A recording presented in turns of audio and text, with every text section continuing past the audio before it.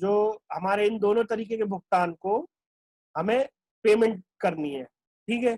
तो इसकी payment entry, जब ये हमने कटौतरे करे तो हमने इसको क्रेडिट कर दिया, ठीक। अब हमें इसको भुगतान करना है, तो भुगतान में हमने देखा है कि भुगतान में हमेशा बैंक क्रेडिट होता है, बैंक हमेशा भुगतान में क्रेडिट होता है। क्यों? क्योंकि बैंक हमारे पास से कम हो रहा है तो वो क्रेडिट।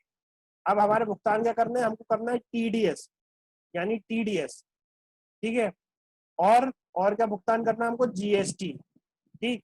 और क्या भुगतान करना है हमको, लेबर वेलफेयर टैक्स। तो इसकी एंट्री क्या बनेगी हमारी, इसकी एंट्री हमारी बनेगी, यहां से आए अकाउंटिंग वाउचर, अकाउंटिंग वाउचर, ठीक है। अब भुगतान करना है, तो भुगतान के लिए कौन सा वाउचर हम इस्तेमाल करते हैं, F5। भुगतान के लिए हम कौन सा वाउचर करते हैं, F5, ठीक। हमने इसमें डेट डाली अगले महीने की 7 तारीख, 7 जनवरी, ठीक है। 7 जनवरी को भुगतान,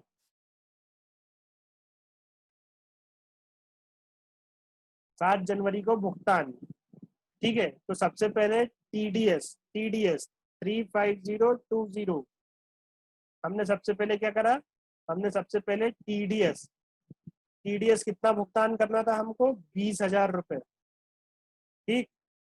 और यहाँ पे डेबिट करा। आप चाहो तो एक साथ अगर चेक काट रहे हैं तो एक साथ भुगतान की एंट्री कर सकते हैं, अगर सेम डे पे ही चेक काट रहे हो। और अगर आप सेम डे नहीं कर रहे हो तो इसी एंट्रियों को टुकड़ों में कर सकते हैं, इसी एंट्रियों को आप लोग अलग अलग अलग एंट्री कर सकते हैं। कैसी, TDS account debit to bank जब टीडीएस पेमेंट करा, GST account debit to bank जब आपने जीएसटी पेमेंट करा, और labour welfare tax account debit to bank जब आपने लेबर वेलफेयर टैक्स पे करा। तो इसको आप एक साथ भी कर सकते हैं और इसको आप अलग अलग भी कर सकते हैं। अभी हम इसको एक साथ कर देते हैं, ठीक है। जीएसटी, जीएसटी अकाउंट डेबिट, ठीक, और डेबिट लेबर वेलफेयर टैक्स, ठीक, 10,000 रुपए। अब यहाँ पे बैंक, यहाँ पे मेरा बैंक, यहाँ पे आप चाहें तो इसको अलग अलग भी कर सकते हैं। चेक का 20,000 का चेक अलग डाल दीजिए, ठीक। और यहाँ पे भी 20,000 रुपए का जीएसटी का चेक अलग डाल दीजिए। इसको आप ऐसे भी चेंज कर सकते हैं। ये सारे फंक्शंस आपके यहाँ या तो चालू होंगे या तो आप उसे अलग से चालू कर सकते हैं, ठीक। लेबर टैक्स 10,000 रुपये, ये अलग अलग कर लिया करिए। क्यों, इसकी वजह मैं बता रहा हूँ, क्योंकि जब आप बीआरएस समझेंगे, जब आप बीआरएस बनाने पे आएंगे तो अब ये आपको बहुत इंपॉर्टेंटली पड़ेगा, ठीक है।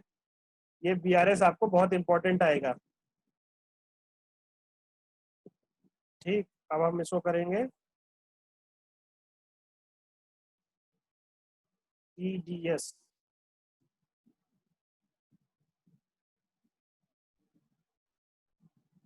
जीएसटी,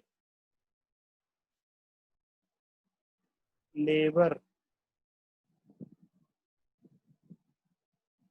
टैक्स का भुगतान किया गया, ठीक है, ठीक है। तो ये हमने टीडीएस, जीएसटी और लेबर टैक्स का भुगतान किया।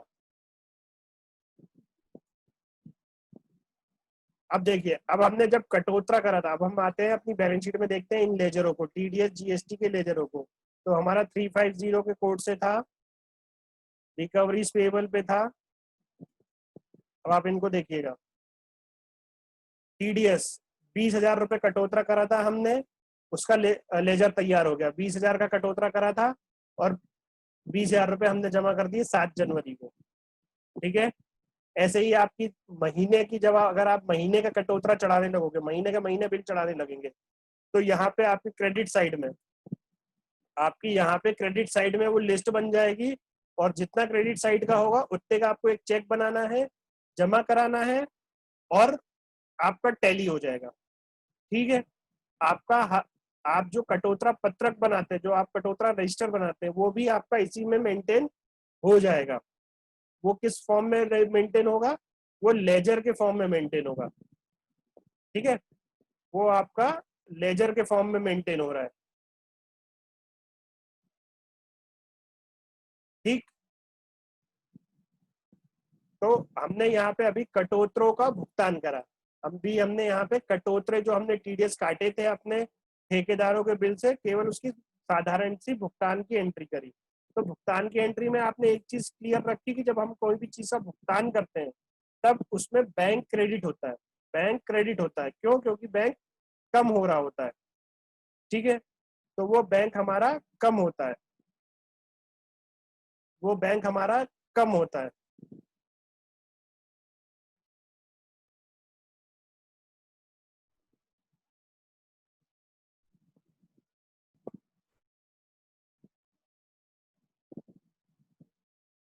ये कार्यों पर व्यय हमारा हो गया। अब इसी एंट्री को मैंने दो तरीकों से आपको बता दिया। पहला तो पहली एंट्री जो हमने करी थी, आप देखिए डे बुक में, देखिएगा अपन डे बुक से आते हैं। डे बुक में आपकी जितनी भी एंट्री को आप पास करेंगे अपने टैली में, जितनी भी एंट्रियां पास करेंगे, चाहे वो रिसीप्ट हो, चाहे वो पेमेंट हो, चाहे वो जर्नल के थ्रू हो, चाहे कॉन्ट्रा हो, वो सभी एंट्रियां दिखेंगी। कैश बुक में केवल रिसीप्ट और पेमेंट की एंट्री दिखेगी, जर्नल वाली एंट्री नहीं दिखेगी, कॉन्ट्रा की भी दिखेगी।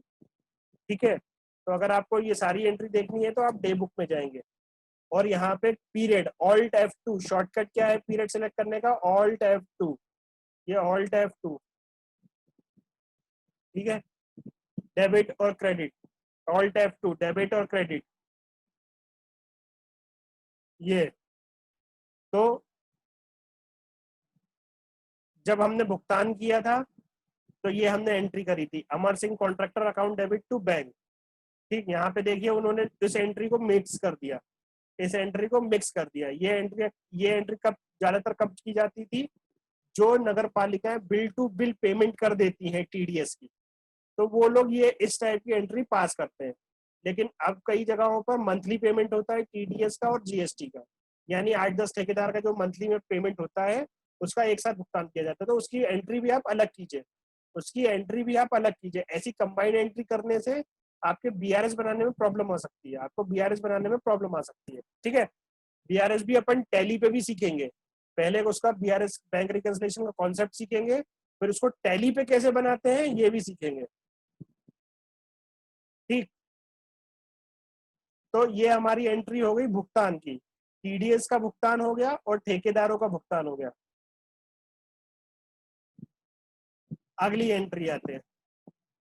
ठीक, अब मान के चलिए कि ये पहले रनिंग बिल हो गया, बना दिया हमने, भुगतान कर दिया, दूसरा रनिंग हो गया और तीसरा full and final running bill आ गया। ठीक है, हम अभी मान के चलते हैं कि फाइनल रनिंग बिल भी हमारा हो गया। ठीक, इसी एग्जांपल को चेंज कर लेते हैं हम।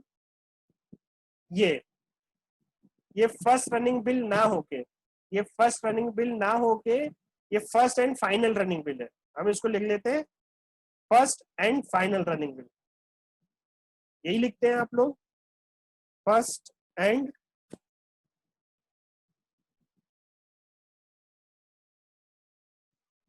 फाइनल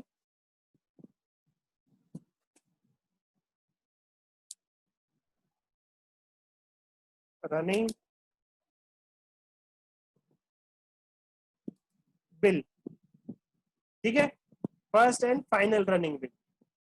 ठीक, यानी ये हमारी संपत्ति बन गई, ये हमारी संपत्ति बन गई। ठीक है, अब फाइनल हो गया बिल, संपत्ति भी हमारे पास आ गई, तो ये अब हमारी संपत्ति बन गई क्योंकि ये फुल एंड फाइनल हो गया बिल इसका। यानी हमने ठेकेदारों को सब कुछ भुगतान कर दिया, अब हमें ठेकेदारों से कोई लेना देना नहीं है। अब हमें ठेकेदारों से कोई लेना देना नहीं है, वो संपत्ति जो रोड हमने बनवाई थी वो कंप्लीट हो गई। अभी तक वो प्रगतिरत कार्य था, CWIP, capital work in progress, capital work in progress. अच्छा, ये एंट्री जरूरी नहीं है कि आप साल के दौरान करते रहे, इस एंट्री को आप साल के अंत में भी बैठ के कर सकते हैं। ठीक है, इस एंट्रियों को भी आप साल के अंत में बैठ के कर सकते हैं, इन एंट्रियों को भी आप साल के अंत में बैठ के कर सकते हैं, जो एंट्री मैं आपको बता रहा हूँ। अभी मैं ये एंट्री अभी बताने का इसलिए मकसद है कि आपको ये बात पता रहेगी कि 4/12 के बाद एंट्री एसिड कैसे बनती है। 4/12 प्रगतिरत होने के बाद कभी तो एसेट कंप्लीट होगी, कभी तो वो 3 मंजिला बिल्डिंग कंप्लीट होगी। तो उस कंडीशन में क्या करेंगे, तो उस कंडीशन पे हम एक एंट्री पास करते हैं, उस कंडीशन पे हम एंट्री पास करते हैं। क्या एंट्री होती है, वो एंट्री होती है हमारी, हम संपत्ति बना रहे हैं, संपत्ति बना रहे हैं, ठीक है। यानी यहाँ पे जाने वाली चीज क्या, हमारे प्राप्त होने वाली चीज क्या है, संपत्ति, वो बिल्डिंग या वो रोड, ठीक। अब CWIP से हमको लेके कहाँ जाना है, फाइनल रोड पे। तो अब CWIP जब हमने बनाई थी, बढ़ाई थी, तब हमने उसको क्या किया था, डेबिट। तब हमने उसको क्या किया था, डेबिट। अब मेरे को CWIP कम करना है, अब मेरे को CWIP कम करना है, मेरे को जो रोड मेरी कंप्लीट हो गई है, मेरी रोड कंप्लीट हो गई, अब उसको मुझे CWIP को कम करना है। तो अब उसे पहले जब बढ़ाने के लिए डेबिट किया था, तो घटाने के लिए मैं उसे क्या करूंगा, क्रेडिट। घटाने के लिए मैं उसे क्या करूंगा, क्रेडिट। और मैं अपनी संपत्ति बढ़ाऊंगा, ठीक। मैं अपनी संपत्ति बढ़ाऊंगा, तो संपत्ति जब बढ़ती है, वास्तविक, वास्तविक रियल अकाउंट का रूल क्या है, प्राप्त हो रही है संपत्ति आपको, तो प्राप्त होने वाली चीज डेबिट, प्राप्त होने वाली चीज डेबिट। तो इसकी एंट्री क्या बनेगी, इसकी एंट्री अब अपन करते हैं।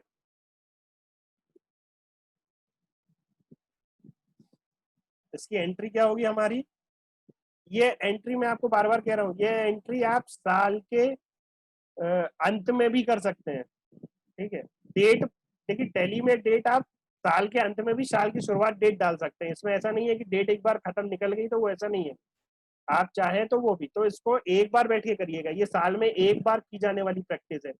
ये संपत्ति रजिस्टर बनाने वाली प्रैक्टिस है, ये संपत्ति रजिस्टर बनाने वाली प्रैक्टिस है, ठीक है। कि साल के दौरान पे कितनी संपत्तियां फुल एंड फाइनल हुई और उनको संपत्ति रजिस्टर में रिकॉर्ड करना है। यहाँ पे वही संपत्ति, वही एंट्री पास करेंगे, उसी संपत्ति से रिलेटेड एंट्री पास करेंगे जो आपको संपत्ति रजिस्टर में लिखना है, ठीक है। तो उसका हमने भुगतान किया था 31 दिसंबर को, फुल एंड फाइनल बिल कब आया, 31 दिसंबर, तो हम उसी डेट पे बिल बनाएंगे, उसी डेट पे हम एंट्री ट्रांसफर करेंगे, 31 दिसंबर को, ठीक।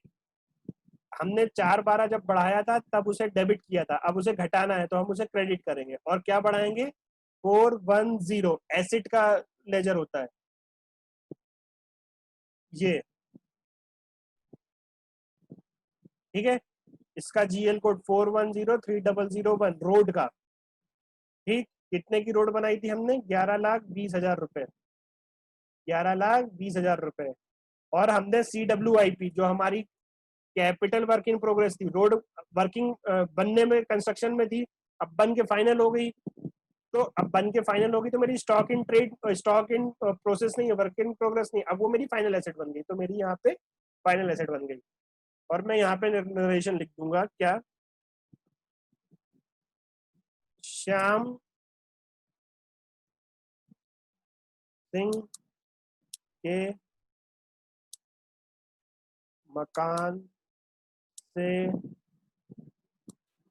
राम सिंह के मकान तक रोड, ठीक। उसकी एक और चीज लिखिएगा, एक और चीज ध्यान माइंड में रखिएगा, एक और चीज लिखनी है आपको, उसकी लेंथ, विड्थ और हाइट, मतलब कोई भी संपत्ति की लेंथ जरूर लिखनी है आपको, 120 मीटर, ठीक। विड्थ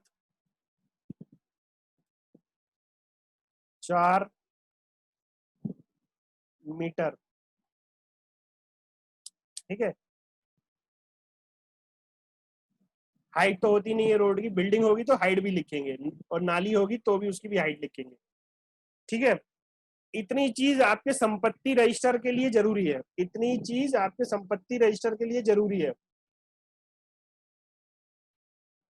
ठीक है। अगर आप ये एंट्री कर देंगे, अगर आप ये एंट्री कर देंगे, यकीन मानिए आपका संपत्ति रजिस्टर हाथों हाथ तैयार होता रहेगा, टैली पे भी। और फिर उसको हम एक्सेल पे कर लेंगे, एक्सेल पे भी करने की प्रोसेस हम आपको बिल्कुल बताएंगे उस पर पूरी। देखिए मैं आपको ये लेजर दिखाता हूँ, ये संपत्ति से संबंधित लेजर होते हैं, ठीक है। ये आपका होता है जो असल संपत्ति है, ठीक है। ये होते हैं उस पे मूलहास जो डेप्रिसिएशन लगाते हैं, ये अभी हम आपको इसको नेक्स्ट बताएंगे, ठीक है, बाद में। और ये होता है कैपिटल डब्ल्यूआईपी। तो कैपिटल डब्ल्यूआईपी में देखिए पहले 11,20,000 रुपए डेबिट हुए, पहले 11,20,000 रुपए डेबिट हुए, और फिर बाद में 11,20,000 रुपए क्रेडिट होके ये ऊपर आ गए हमारे रोड एंड ब्रिजेस में डेबिट हो गए। यानी वो कैपिटल डब्ल्यूआईपी से शिफ्ट होके हमारी अचल संपत्ति बन गई, हमारी अचल संपत्ति बन गई, ठीक है। बिल्कुल क्लियर। इसमें किसी को क्वेश्चन हो एक बार और पूछ ले, अगर वो बोलेगा मुझे रिपीट करने को तो मैं खुशी खुशी रिपीट कर दूंगा इस चीज को, क्योंकि ये बहुत इंपॉर्टेंट चीज है, ये बहुत इंपॉर्टेंट चीज है। ये टैली में आपके दो चीजों से संबंधित है, एक आपका संपत्ति रजिस्टर बनाने से संबंधित है, आपका इससे आपका संपत्ति रजिस्टर भी बनेगा, और आपकी जो संपत्ति एसेट एंट्रीज है वो भी कंप्लीट होंगी ठेकेदारों वाली। किसी को कोई क्वेश्चन?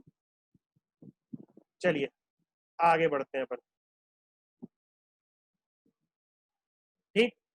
क्या था ये प्रगतिरत पूंजीगत कार्य? मैं आपको ये इसमें का एग्जांपल इसलिए नहीं समझा रहा हूँ क्योंकि ये आप लोग खुद ही समझ जाएंगे। अब मैं आपको एक प्रैक्टिकल एग्जांपल लेके बता रहा हूँ। अगर आप लोग बोलेंगे मुझे कल एक और सजेशन मिला था कि वो सैलरी वाली एंट्री भी बतानी है कि कैसे ड्यू करते हैं, तो वो सैलरी वाली एंट्री का भी पत्रक आप लोग एक बार अपने पास लेके बैठ जाइएगा, ठीक है। तो ये देखिए, ये मैंने आपको एंट्री बताई, प्रगतिरत पूंजीगत कार्य का पूंजीकरण निर्माण कार्य के पूर्ण होने पर, निर्माणाधीन कार्य पूर्ण हो गया, निर्माणाधीन सड़क पूर्ण हो गई होने पर सक्षम प्राधिकारी वाला प्रगतिरत कार्य को स्थायी संपत्ति परिवर्तन का अनुमोदन करते हुए अनुमोदन प्राप्त होने पर लेखा विभाग विभिन्न प्रविष्टि करेगा। देखिए यहाँ पे कोई नगद का इधर उधर प्रवाह नहीं हुआ, नगद तो ठेकेदार को भुगतान उसके बाद में, लेकिन सही क्लासिफिकेशन, पहले वो प्रगतिरत कार था, पहले वो अपूर्ण कार था, ठीक है। पूर्ण और अपूर्ण मतलब समझते हैं ना कि अनकम्प्लीट, इनकम्प्लीट और कंप्लीट। तो पहले वो इनकम्प्लीट था, अब वो कंप्लीट हो गया, तो कंप्लीट हो गया तो वो कंप्लीट एसेट हो गई। तो उसकी क्या एंट्री मैंने आपको बताई? उसकी एंट्री मैंने आपको बताई 410412, 410 account debit to 412।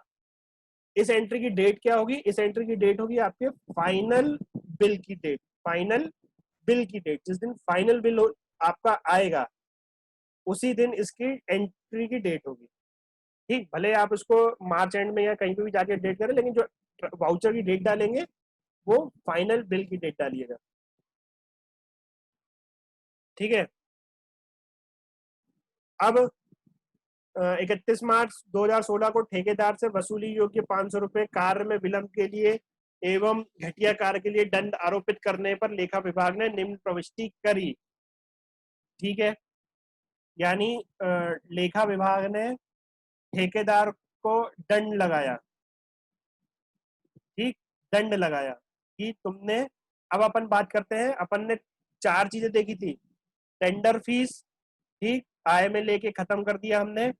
EMD, EMD जो हमारी टेंडर के दौरान ली गई मनी होती है, उसका भी दोनों ट्रांजेक्शन देख लिया था। अगर हमें वापस करना है तो EMD account debit to bank, ठीक।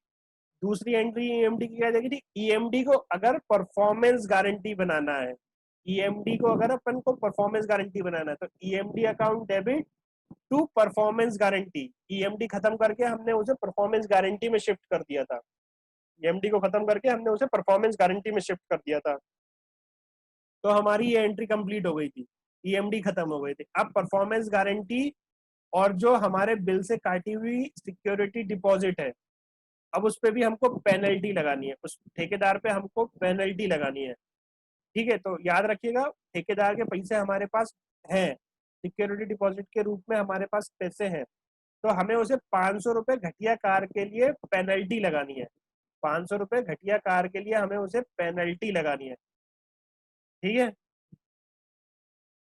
तो आइए अब हम उसे पेनल्टी लगाते हैं। तो जो हम पेनल्टी वसूलेंगे, जो हम पेनल्टी वसूलेंगे वो पेनल्टी हमारे लिए क्या होगी? वो पेनल्टी हमारे लिए आय होगी, ठीक है, वो पेनल्टी हम, क्योंकि हम उससे पेनल्टी वसूल रहे हैं तो वो हमारे लिए आय होगी, तो उसकी एंट्री करते हैं। ठीक, वही सेम कॉन्ट्रैक्टर अमर सिंह, यहाँ पे कोई बैंक का अभी लेन देन नहीं हो रहा है, कोई बैंक का नहीं है, ये एंट्रियां आपकी कैश बुक में कतई नहीं आती, कहीं नहीं दिखती है एंट्रियां। ठीक है, सिर्फ भुगतान आता है, प्राप्ति आती है, लेकिन डबल एंट्री में आप देखिए कितनी सारी एंट्रियां हो रही हैं। ठीक है, अब यहाँ पे पेनल्टी लगा रही है। ठीक है, पेनल्टी यानी यहाँ पे पेनल्टी कौन प्राप्त कर रहा है, पेनल्टी कौन भुगतने को तैयार हो रहा है। ठीक है, तो वो ठेकेदार, पर्सनल अकाउंट। ठीक है, तो हम यहाँ पे पर्सनल अकाउंट पे अमर सिंह का कॉन्ट्रैक्टर अकाउंट, कॉन्ट्रैक्टर अकाउंट। ठीक, हमने उस पर लगाई 500 रुपए की पेनल्टी, हमने उस पर लगाई 500 रुपए की पेनल्टी। ठीक है, और हमने अपनी आय बढ़ाई, हमने अपनी आय बढ़ाई, हमने अपनी आय बढ़ाई पेनल्टी से। ठीक है, हमने ठेकेदारों से वसूली करी, जैसे कहते हैं ना ठेकेदार से वसूली करते हैं, कई बार आपकी ऑडिट आपत्ति आती है तो आप लोग उससे वसूली करते हो। ठीक है, तो हमने उसकी अपनी आय बढ़ा ली, हमने अपनी आय बढ़ा ली। तो ये आय बढ़ाने की एंट्री में हमेशा क्या देखा था हमने, नाम मात्र का रूल क्या था, नाम मात्र का रूल हमारा था सभी आय एवं लाभ, ये एक तरह से हमें लाभ हो रहा है, हमारी आय हो रही है, तो ये क्रेडिट। ठीक, तो यहाँ पे नरेशन क्या लिख देंगे हमने, अमर सिंह पे घटिया निर्माण करने हेतु पेनल्टी का प्रावधान, अभी सिर्फ प्रावधान किया है, अभी वसूली नहीं करी, अभी हमने केवल प्रावधान किया है। ठीक है, प्रावधान यानी इम्पोज कर दिया, इंग्लिश में उसे इम्पोज कहते हैं। ठीक है, हम इंग्लिश में उसे इम्पोज करना कहते हैं कि उसमें पेनल्टी की प्रावधान कर दिया, प्रावधान किया गया। अब वसूली करेंगे, वसूली या तो हम उससे बोलेंगे कि भैया या तो तुम हमको नगद में भुगतान करो, तो जब वो अगर नगद में कर देगा तो यहाँ पे क्या एंट्री हो जाएगी, नगद हमारे पास आएगा, नगद हमारे पास आएगा तो बैंक अकाउंट डेबिट, और देने वाला कौन होता है, क्रेडिट, तो Amar Singh account credit. But यहाँ पे कोई देने नहीं आ रहा, वो मतलब वो नगद नहीं दे रहा, लेकिन हम उसकी, हमारे पास उसका क्या पैसा है, हमारे पास उसकी सिक्योरिटी डिपॉजिट है, सिक्योरिटी डिपॉजिट है। जब हमने सिक्योरिटी डिपॉजिट काटी थी, जब हमने उसकी सिक्योरिटी डिपॉजिट काटी थी, तो वो क्या करा था, हमने करा था क्रेडिट, हमने क्या करा था, क्रेडिट। ठीक, अब हम उसकी सिक्योरिटी डिपॉजिट में से वसूली करेंगे। ठीक है, तो उस वसूली की एंट्री देखिए, अमर सिंह कॉन्ट्रैक्टर एसडी अकाउंट। अभी देखिए, अभी उसके में अकाउंट में हमने 60,000 रुपए काटा था, अब हम उससे 500 रुपए की वसूली करेंगे। ठीक, अब देखिए उसके खाते में कितनी एसडी बची, 59,500। इसीलिए मैंने आपको एसडी का अकाउंट अलग बनवाया था, ईएमडी का अलग बनवाया था, और परफॉर्मेंस गारंटी का अलग बनवाया था, और कॉन्ट्रैक्टर का एक अकाउंट था वो अलग था। इसीलिए बनाए जाते हैं, एक ठेकेदार के 4 खाते बनते हैं, Amar Singh EMD, Amar Singh P performance guarantee, Amar Singh security deposit, और अमर सिंह का कॉन्ट्रैक्टर अकाउंट। ठीक है, आ जाए अमर सिंह का कॉन्ट्रैक्टर अकाउंट। देखिए 500 रुपए हमने उसके ऊपर लोपित किए थे, अनुमोदित किए थे, अब ये 500 रुपए की हमने उससे वसूली कर ली, अब हमने उनसे 500 रुपए की वसूली कर ली। ठीक है, अमर सिंह पे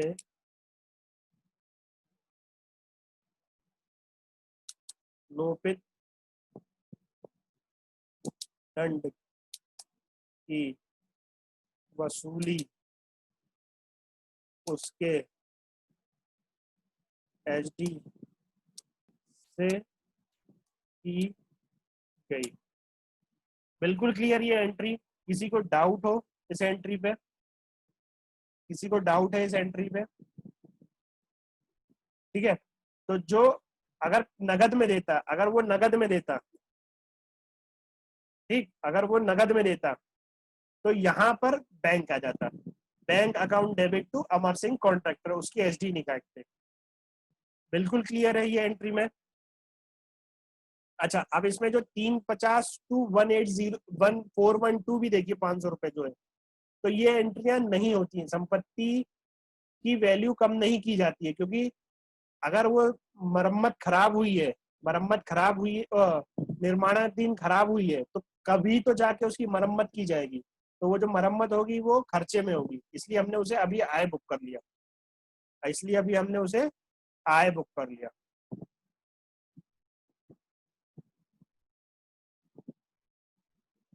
ठीक है। हमने ठेकेदार की कौन कौन सी एंट्री देख ली। अब हमने एक देखिए, एक कॉन्ट्रैक्टर की हमने क्या क्या एंट्री देख ली। हमने टेंडर कर दिया, हमने उससे ईएमडी वसूल ली, हमने उसका ईएमडी का एडजस्टमेंट कर लिया, हमने बिल बना लिया, बिल चढ़ा दिया ठेकेदार का, हमने ठेकेदार से कटौतरे कर लिए, हमने ठेकेदार को भुगतान कर दिया, हमने ठेकेदार से कटौतरे किए हुए टीडीएस जीएसटी का भुगतान कर दिया। ठीक, और हमने उस पर दंड लगाकर वो भी वसूली कर ली। अब आखिरी में बचता है उससे रिलेटेड कि उसकी एसडी वापस कर दी जाए, उसकी एसडी को वापस कर दिया जाए जितनी बची हुई है। तो उसकी सिंपल एंट्री आपको पता है, यहाँ पे एसडी अकाउंट हमने वसूली करी थी तो क्रेडिट किया था। अब जब हम उसको वापस करेंगे तो हम उसे डेबिट करेंगे, और मेरे पास से क्या जाएगा, मेरे पास से बैंक जाएगा, तो हम बैंक को क्रेडिट करेंगे। तो एक सिंपल सी एंट्री हम यहाँ पे भुगतान कर रहे हैं तो कौन सा वाउचर चलेगा, मेरा पेमेंट का वाउचर चलेगा। भुगतान कर रहे हैं तो हमारा कौन सा वाउचर चलेगा, मेरा पेमेंट का वाउचर चलेगा। ठीक है, ठीक है। अब हम वापस क्या कर रहे हैं, जब हमने एसडी काटा था तो क्रेडिट किया था, अब हम एसडी वापस कर रहे हैं तो उसको डेबिट करेंगे, अमर सिंह अकाउंट। ठीक है, 500 रुपए हमने उससे वसूली कर ली थी, अब 500 रुपए उसकी एसडी काट के हम उसकी एसडी वापस कर रहे हैं। तो कितनी वापस करेंगे, 59,500, 59,500। ठीक, और क्रेडिट जब जा रहा है, मेरे पास से बैंक कम हो रहा है तो बैंक अकाउंट क्रेडिट। यहाँ पे मैं चेक इंस्ट्रूमेंट डाल दूंगा। ये हो सकता है ये दिखने का तरीका आपके में अलग हो क्योंकि वर्जन अलग हो, लेकिन ये सारी इंफॉर्मेशन होगी। और इंस्ट्रूमेंट नंबर का मतलब होता है चेक नंबर, इंस्ट्रूमेंट नंबर मतलब होता है check number. Actually instrument, check को बैंकिंग भाषा में इंस्ट्रूमेंट बोलते हैं, चेक को बैंकिंग भाषा में इंस्ट्रूमेंट बोलते हैं। लोग चेक नहीं बोलते हैं, इंस्ट्रूमेंट बोलते हैं। ठीक है, तो यहाँ पे आएगा आपका चेक नंबर, इंस्ट्रूमेंट में नंबर में आपका चेक नंबर, इंस्ट्रूमेंट डेट में आपकी चेक की डेट, ये जरूर डालिएगा, ये जरूर डालिएगा। इससे आपका बैंक रिकंसिलिएशन बनने में आसानी होगी। बैंक, बार बार मैं बोल रहा हूँ, ये सब चीजें जरूर डालिएगा, इससे आपका बैंक रिकंसिलिएशन बनने में बहुत आसानी होगी। ठीक है, बैंक समाधान पत्रक, ये बहुत इंपॉर्टेंट पार्ट है। ठीक है, यहाँ पे नरेशन लिख दूंगा मैं, अमर सिंह को एसडी वापस लौटाई गई।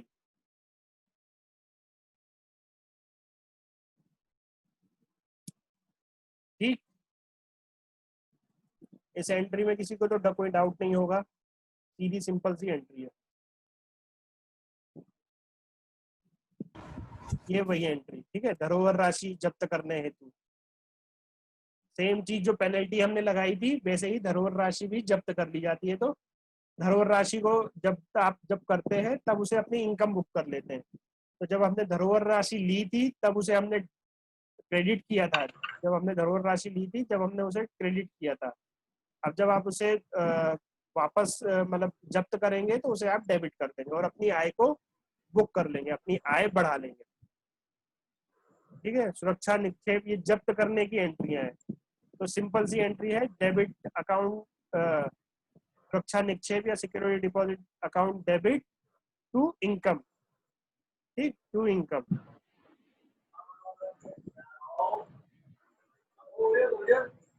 ठीक, इस एंट्रियों में किसी को कोई क्वेश्चन हो ठेकेदारों से रिलेटेड। हमने 2 दिन ठेकेदारों की एंट्रियां करी हैं, वो ठेकेदारों की एंट्रियां 2 दिन करने का इसलिए मैं था क्योंकि ये बहुत इंपॉर्टेंट है, ये बहुत इंपॉर्टेंट एंट्रीज है, ये आपके यहाँ रेगुलर होंगी, ठीक है, ये आपके यहाँ रेगुलर होंगी। इसमें किसी को कोई सवाल क्वेश्चन हो?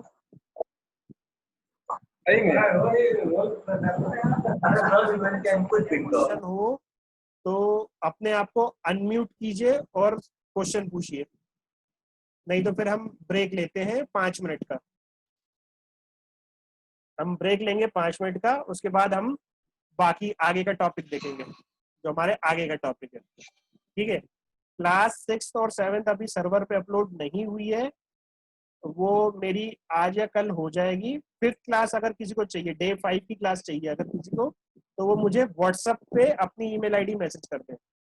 डे 5 की जब हमने टैली चालू करी थी, वो वाली क्लास अगर किसी को चाहिए तो वो मुझे व्हाट्सएप कर दीजिएगा अपना ईमेल आईडी, तो मैं उनको भेज दूंगा। डे 6 और 7 अभी नहीं हुई है, ठीक है। डे 6 और 7 अभी मेरी क्लासेस नहीं अपलोड हुई हैं, इसलिए मैं आपको बोलता हूँ कि क्योंकि क्या होता है कि नेट की कनेक्टिविटी और डाटा की कनेक्टिविटी की वजह से वो क्लासेस कन्वर्ट होकर अपलोड नहीं हो पाती सर्वर पे,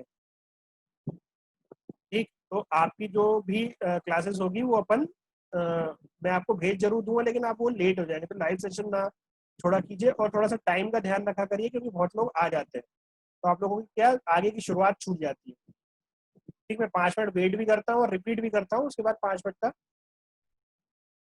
चलिए 5 मिनट का ब्रेक लेते हैं।